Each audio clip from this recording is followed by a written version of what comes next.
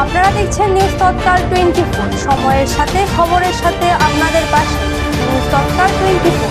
নমস্কার, নিউজ তৎকাল 24 এ স্বাগত।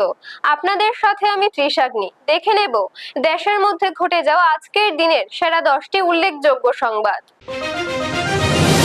প্রধানমন্ত্রী ও জাপানের প্রধানমন্ত্রীর বৈঠকে ভারত জাপান সম্পর্ক আরো জোরদার করার বিষয়ে আলোচনা হয়েছে। দুই দেশের অর্থনীতি, প্রযুক্তি, অবকাঠামো সহযোগিতা বাড়ানোর উপর গুরুত্ব দেওয়া হয়েছে।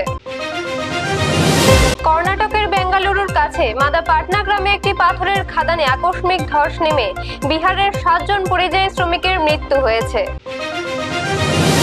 ভারত সরকার ইরানের প্রয়াত সর্বোচ্চ নেতা আলী খামেনির শেষকৃত্যে যোগ দিতে একটি উচ্চ পর্যায়ের সরকারি প্রতিনিধি দল পাঠানোর ঘোষণা দিয়েছে। দিল্লিতে 6 লেনের দ্বারকা টানেল নির্মাণ প্রকল্পে কেন্দ্রীয় সরকারের অনুমোদন মিলেছে, যা রাজধানীর যানজট কমাতে গুরুত্বপূর্ণ ভূমিকা রাখবে। অরুণাচল প্রদেশ ও আসামের বন্যা পরিস্থিতি পর্যালোচনা কেন্দ্রীয় মন্ত্রী শিবরাজ সিং চৌহান এবং কিরেন রিজিজু বন্যা কবলিত অরুণাচল প্রদেশ ও আসামের বিভিন্ন এলাকা আকাশপথে পরিদর্শন করেছেন। ক্ষতিগ্রস্তদের দ্রুত ত্রাণ ও পুনর্বাসনের আশ্বাস দেওয়া হয়েছে। দিল্লি সহ উত্তর ভারতের বিস্তীর্ণ এলাকায় বর্ষা প্রবেশ করেছে। একাধিক রাজ্যে ভারী বৃষ্টি ও বজ্রবিদ্যুতের সতর্কতা জারি করেছে আবহাওয়া দপ্তর। সংসদের বর্ষাকালীন অধিবেশন শুরু। আজ থেকে সংসদের বর্ষাকালীন অধিবেশন শুরু হয়েছে।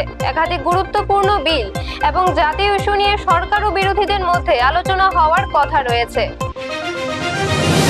ভারতীয় নৌবাহিনীর সাফল্য। ইন্ডিয়ান নেভি এডেন উপসাগরে জলদস্যুদের একটি হামলার চেষ্টা সফলভাবে প্রতিহত করেছে এবং গুরুত্বপূর্ণ পণ্যবাহী জাহাজকে নিরাপদে উদ্ধার করেছে। জাহাজ পুনর্ব্যবহারে ভারতের বড় লক্ষ্য। কেন্দ্রীয় বন্দর, জাহাজ চলাচল ও জলপথ মন্ত্রণালয় আগামী 10 বছরে প্রায় 16,000টি জাহাজ পুনর্ব্যবহার করার লক্ষ্য ঘোষণা। কৃত্রিম বুদ্ধিমত্তা ব্যবহারে সুপ্রিম কোর্টের সতর্কতা। সুপ্রিম কোর্ট অফ ইন্ডিয়া আদালতের নথি ও রায়ে যাচাই ছাড়া এআই নির্ভর তথ্য ব্যবহার না করার বিষয়ে সতর্ক করেছে। এই ছিল আজকের দিনে দেশের মধ্যে ঘটে যাওয়া 10টি উল্লেখযোগ্য সংবাদ। নতুন খবর ও আপডেট নিয়ে আবারও ফিরে আসবো নিউজ তৎকাল 24 এর পর্দায়। আপনারা দেখছেন নিউজ তৎকাল 24।